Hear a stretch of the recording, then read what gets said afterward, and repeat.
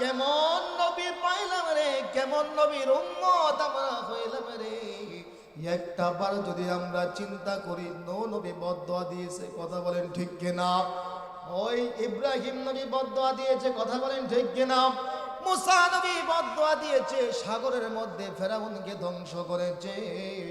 আমার নবী, আপনার নবীকে মক্কার কাফের মুশরিকরা তায়েফের ময়দানে যখন রক্তে রঞ্জিত করে, আল্লাহ পাক রব্বুল আলামিন ফেরেশতা পাঠিয়ে দিয়েছেন, জিবরাইল কোথায় রে, যা যা যা আমার বন্ধুকে গিয়ে বল, আমার বন্ধু যদি চায় মুহূর্তের মধ্যে ওই মক্কার কাফের মুশরিকদেরকে সাফা মারওয়া পাহাড়ের মধ্যে নিচে ফেলে তাদেরকে শেষ করে দেবে, বলে সুবহানাল্লাহ। নবী গো, আপনি একবার, আপনি শুধু অনুমতি দেন, আপনি একটা বার বলতে দেরি হবে, মক্কার কাফের মুশরিকদেরকে ফিনিশ করতে দেরি হবে না। আমার আল্লাহ পাক রব্বুল আলামিন আমাদেরকে পাঠিয়েছেন দয়াল নবী, মায়ার নবী, দু জাহানের বাদশা জিবরাইলকে বলে, রে জিবরাইল, না না না, আমি আমার উম্মতদেরকে বদদোয়া দিতে পারি না। মুসা নবী বদদোয়া দিয়েছে, ইব্রাহিম নবী বদদোয়া দিয়েছে, আমি বদদোয়া দিতে পারি না।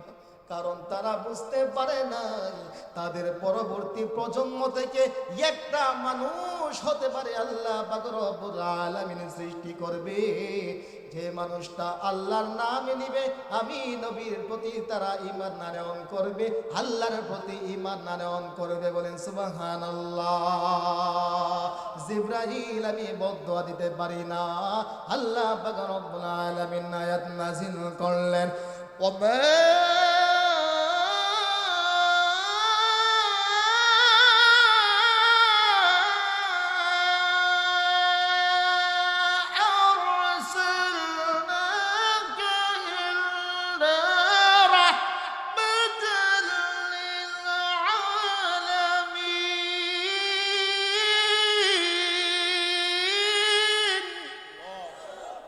বন্ধু, এই জন্যই আপনাকে আমি সাকালাইন রহমাতাল লিল আলামিন তথা কুল কায়নাতের জন্য আপনি নবীকে আমি রহমতের নবী হিসেবে দুনিয়ার বুকে প্রেরণ করেছি, বলেন সুবহানাল্লাহ। এবার বলেন, আমার নবীর মায়া দয়া আছে না নাই?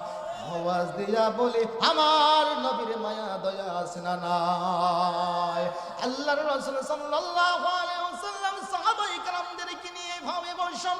সাহাবায়ে কেরাম প্রশ্ন করতেছেন, ইয়া রাসূলুল্লাহ, ইয়া হাবিবাল্লাহ, আমাদের ভিতরে অনেক সময় ভয় হয়, আমরা অনেক সময় ভিতর সন্তুষ্ট হয়ে যাই। ও সাহাবীরা রে, কিসের কারণে তোমরা ভয় পাও?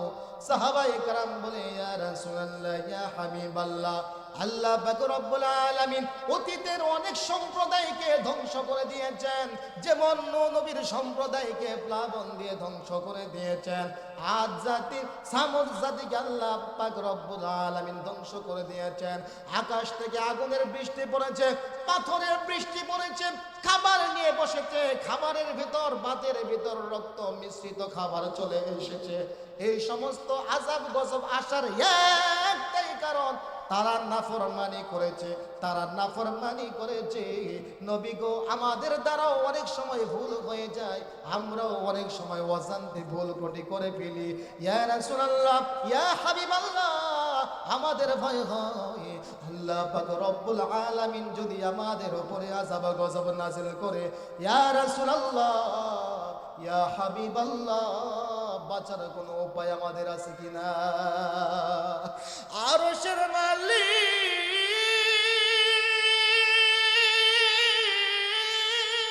দয়াময় প্রভু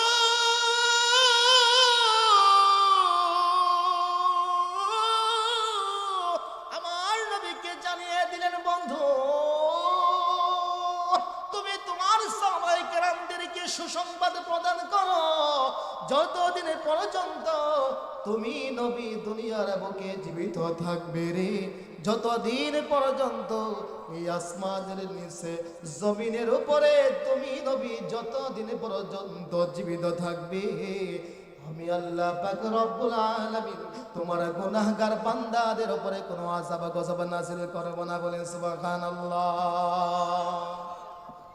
নারে সম্প্রদায়কে আল্লাহ পাক রব্বুল আলামিন আযাব গজব দিয়ে ধ্বংস করে দিয়েছেন। ইয়া রাসূলুল্লাহ, ইয়া হাবিবাল্লাহ, আমাদের বড় ভয় হয়, আমাদের ভিতরে জল্পনা কল্পনা আল্লাহ পাক রব্বুল আলামিন যদি আমাদের উপর আযাব গজব নাযিল করে আমরা সহ্য করতে পারবো না। কথা বলেন ঠিক কিনা? আওয়াজ দিয়ে বলেন ঠিক কিনা? আল্লাহর নবী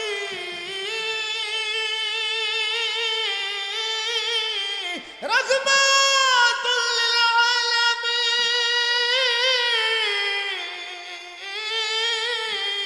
দু জাহানের বাদশা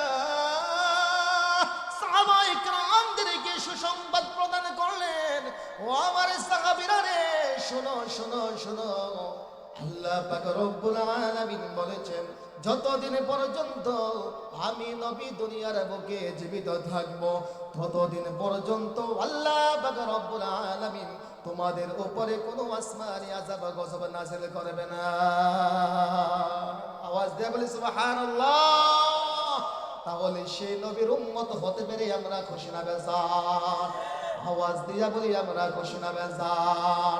এবার সাহাবায়ে কেরাম আবার প্রশ্ন করলেন, ইয়া রাসূলুল্লাহ, ইয়া হাবিবাল্লাহ, বুঝতে পারলাম যতদিন পর্যন্ত আপনি নবী দুনিয়ার বুকে জীবিত থাকবেন ততদিন পর্যন্ত আল্লাহ পাক রব্বুল আলামিন আমাদের উপর কোনো আযাব গজব নাযিল করবে না। ইয়া রাসূলুল্লাহ, ইয়া হাবিবাল্লাহ, অতীতের অনেক নবী এসেছিল, তারা কেউ জীবিত নাই। কথা বলেন ঠিক কিনা? আদম নবী এসেছিল, চলে গেছে। নূহ নবী এসেছিল, চলে গেছে। ইব্রাহিম নবী এসেছিল, চলে গিয়েছে। ইয়া রাসূলুল্লাহ, ইয়া হাবিবাল্লাহ, আপনি তো আর চিরদিন থাকবেন না। আপনি চলে যাবার পর যদি আল্লাহ পাক রব্বুল আলামিন আযাব গজব নাযিল করে, নবী গো আমরা বাঁচতে পারবো না। কথা বলেন ঠিক না বেঠিক? আমার আল্লাহ পাক রব্বুল আলামিনের সাথে সাথে আয়াত নাযিল করে দিলেন, ওমা কানা আল্লাহু লিয়ুযিবাহুম ওয়া আনতা ফীহিম ওমা